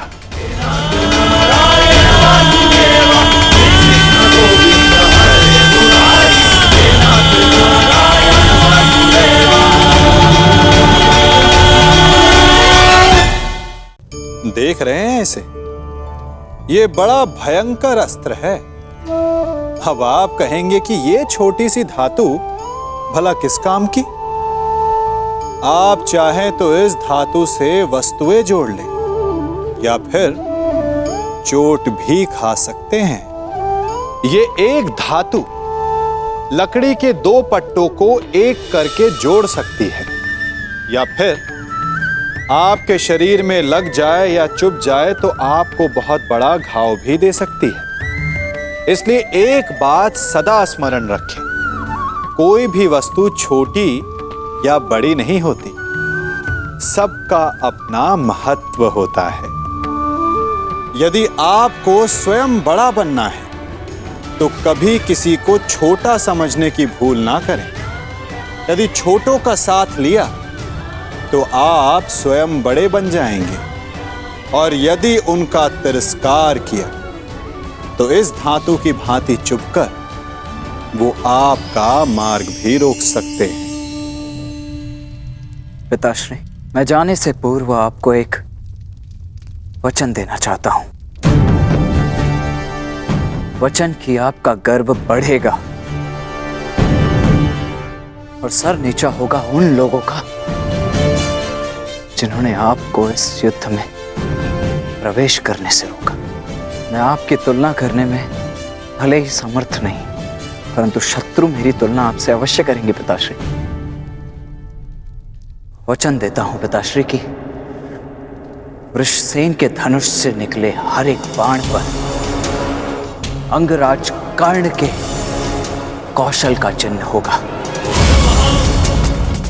मेरे हर एक प्रहार पर आपके परिवर्तन की छाप होगी पिताश्री। आपका कवच भले ही शत्रुओं ने आपसे छीन लिया हो पिताश्री, परंतु मैं शत्रुओं के एक एक वार पर ढाल बनकर युवराज दुर्योधन और अपने पक्ष की रक्षा करूंगा कि आपका प्रत्येक स्वप्न मैं पूर्ण करूंगा। या पूर्ण करने के प्रयास में वीर गति को प्राप्त हो जाऊंगा।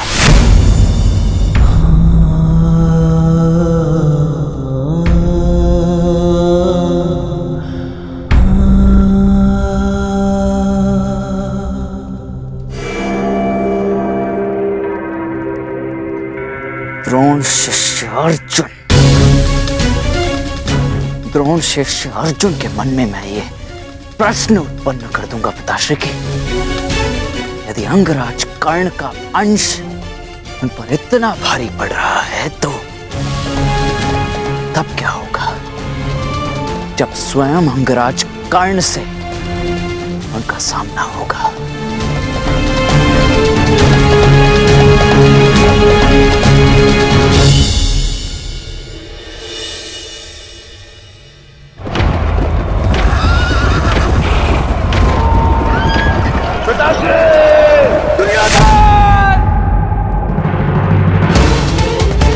महाराज, महाराज, क्या हुआ महाराज?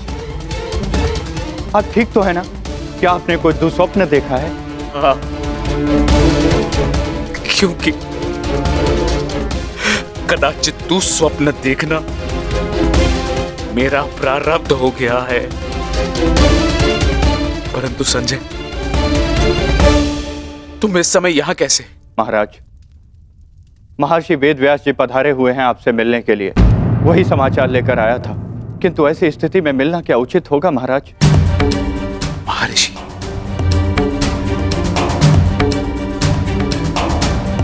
अवश्य ही कुछ उचित सोचा होगा, तभी पधारे हैं। उन्हें सादर अंदर ले आओ संजय। जैसी आज्ञा महाराज।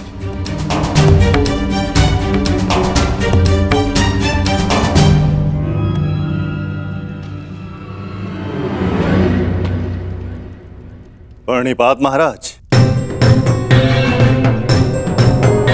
आप महर्षि हैं, मेरे नियोगी पिता भी। इस प्रकार प्रणिपात करके और मुझे महाराज कहकर मुझे लज्जित ना करिए। आइए, आपका स्वागत है। आइए आइए। मैं यहां अपने नियोगी पुत्र से मिलने नहीं, अपितु हस्तिनापुर नरेश को चेताने आया हूं। ये बताने आया हूं कि यह समय सोने का नहीं, अपितु जागने का है। इस महायुद्ध को रोकने का है। यह इस महायुद्ध से पूर्व की अंतिम रात्रि है। इस महायुद्ध को रोकने का प्रयत्न कीजिए महाराज। यदि एक बार यह युद्ध आरंभ हो गया तो इस अनर्थ को रोकना असंभव हो जाएगा।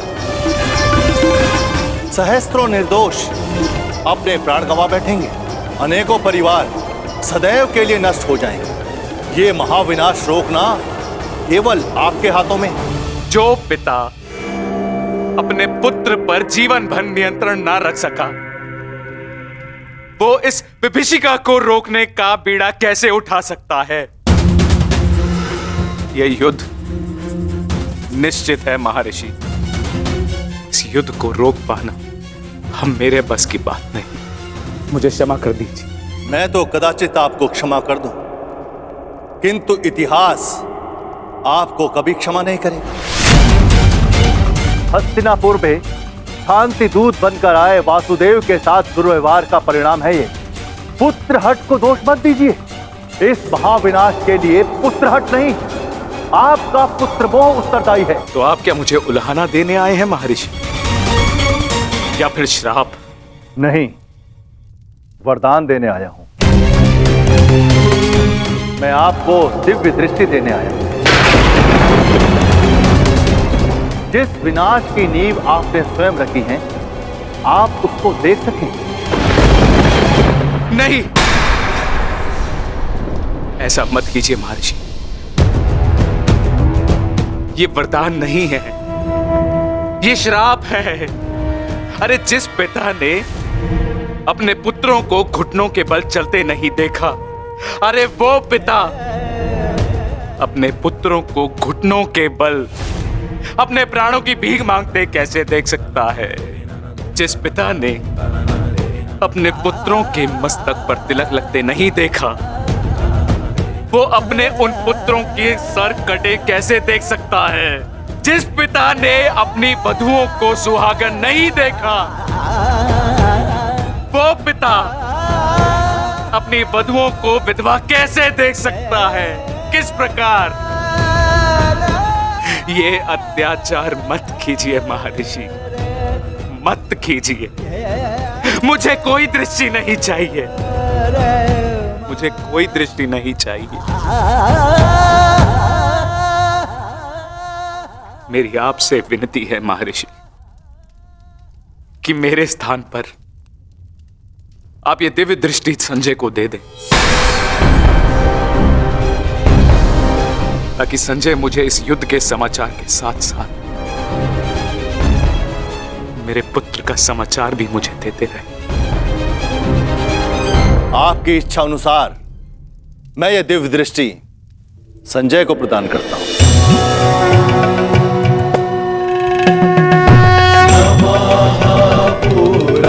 पुराणकाराय व्यासाय जयकारिणे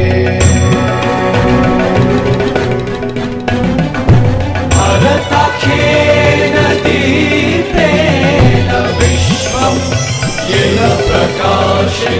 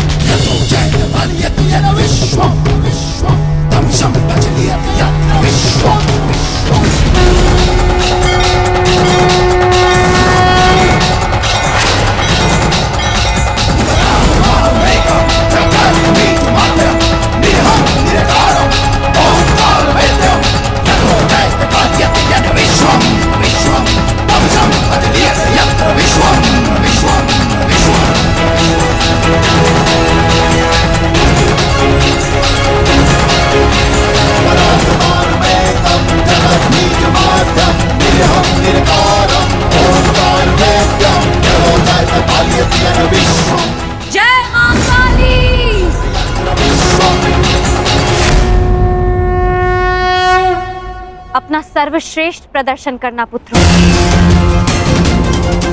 अपने पिताओं की प्रतिज्ञा को स्मरण रखना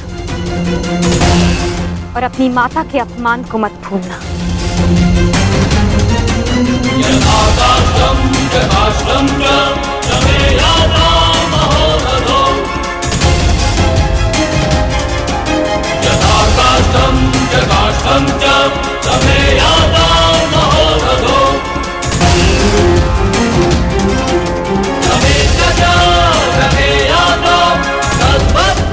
विजय हमारी होगी।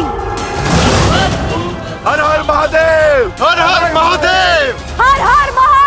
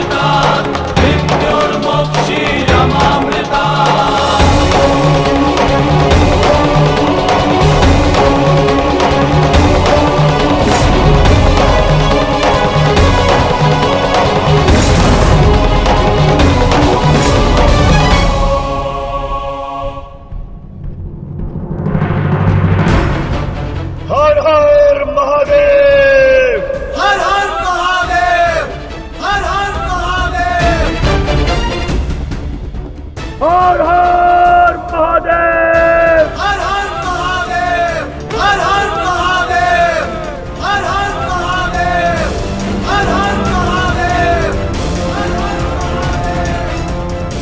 स्मरण रहे पुत्र, अब इस युद्ध भूमि में तुम्हारे विरोध में जो भी हो उससे तुम्हारा कोई संबंध नहीं। तुम्हारा संबंध केवल तुम्हारे कर्तव्य और तुम्हारे लक्ष्य से है। यदि मेरे स्थान पर आप होते तो क्या आपके लिए ये स्वीकार कर लेना इतना ही सरल होता पिताश्री? सत्य कहूं तो सरल नहीं होता, विशेषकर तब जब मुझे ज्ञात हो गया है कि पांडवों से मेरा रक्त संबंध है। किंतु पुत्र, मैंने सदैव एक बात को माना है कि आपको आपके वचन पर अडिग रहना चाहिए। तुमने युद्ध चुना है, परंतु युद्ध क्या परिणाम चुनेगा ये उसका अधिकार है। तुम्हारा अधिकार केवल अपने कर्म और अपने कर्तव्य पर है। इस युद्ध में अपना सर्वश्रेष्ठ प्रयास करना।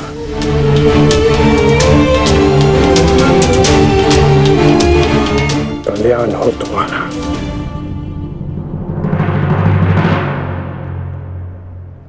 हर हर महादेव, हर हर महादेव, हर हर महादेव।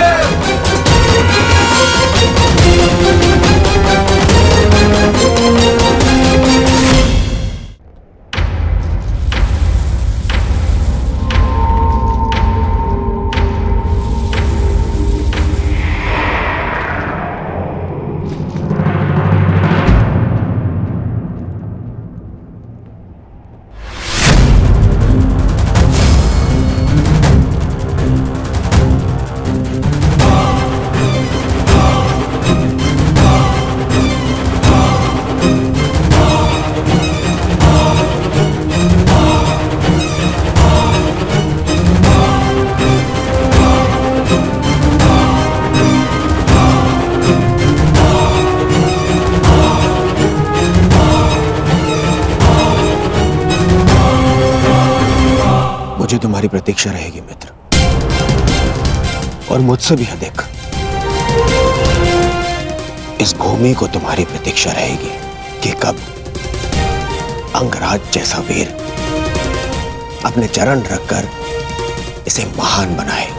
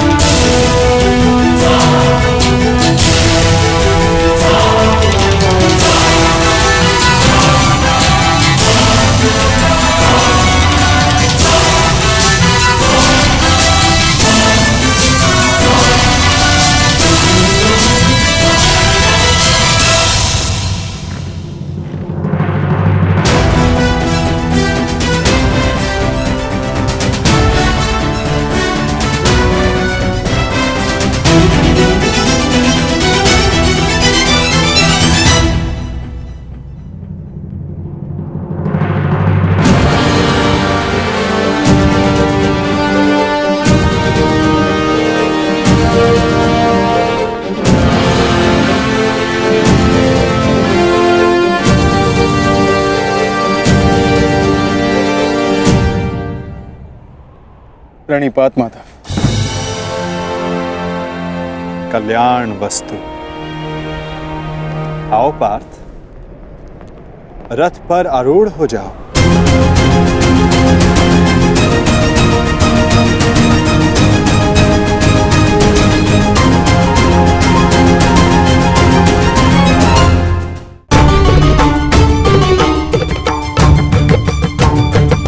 किस संशय में हो धनंजय, विचरण करने का समय जा चुका है, अब केवल पुरुषार्थ करने का समय है। मुझे ज्ञात है माधव, परंतु किंतु परंतु मोल भाव, ये लक्षण व्यापारियों के होते हैं पार्थ। धर्म युद्ध के योद्धाओं के लिए ये शब्द निरर्थक हैं। पाप नाशनी गंगा बहती जाती है किंतु परंतु नहीं करती, अंधकार नाशक सूर्य किंतु परंतु नहीं करता, और अधर्म का नाश करने को सज्ज अर्जुन की तुनीर में भी इन संदेहों का कोई स्थान नहीं। तुम्हारा सारथी युद्ध में तुम्हारा मार्गदर्शन करने को सज्ज है पार्थ। आओ, अपना स्थान ग्रहण करो।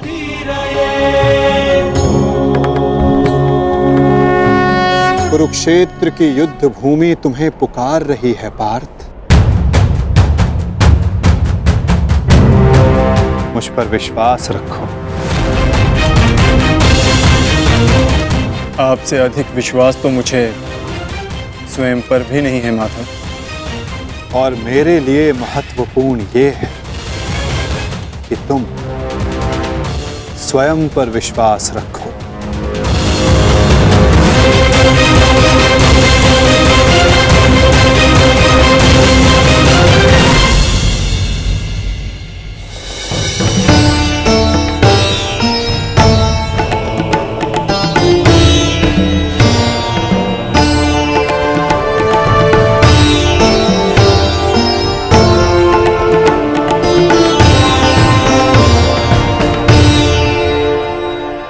कुछ भूल तो नहीं रहे हो पार्थ? क्या माधव? भ्राता भीम को वीर हनुमान ने इस युद्ध में आप सबकी सहायता करने का वचन दिया था। उनका साथ आप सबको साहस, शक्ति और निडरता देगा। बजरंग बली का आवाहन करो पार्थ।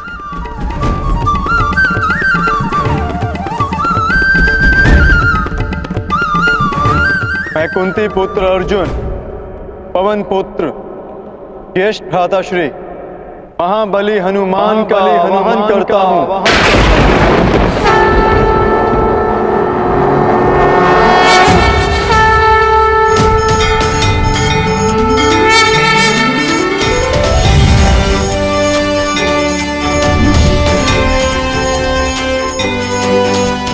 हे महाबली हनुमान, मेरे रथ के ध्वज पर विराजमान हुई। अंजनी गर्भ संभूता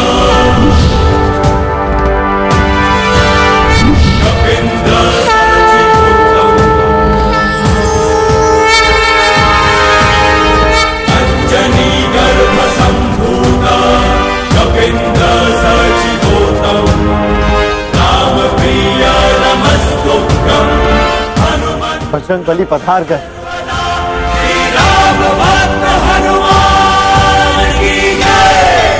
महाबली हनुमान की जय। बजरंग बली हनुमान की जय।